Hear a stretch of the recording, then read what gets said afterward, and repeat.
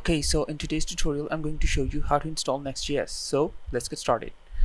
So to install Next.js, you need to type in the command npx create next app, and then you have two ways. One is, for example, you give the name of the project, which basically means it will create a new folder and put in all of the files inside that folder. Or if you're already inside the folder in which you want to just put in the files, just put in dot, then press enter, and what that is going to do is it's going to put in all of the files in the folder that you're already in, which is this one.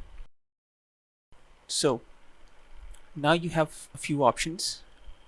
Since I'm just creating this for development purposes, I'm just going to use the default options.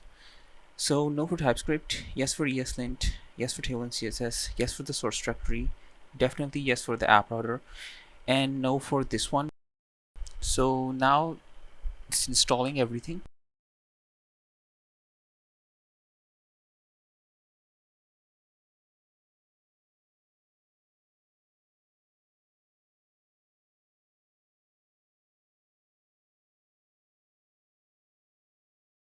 All right, and now I'm going to start the server, and to do that just type in the command npm run dev.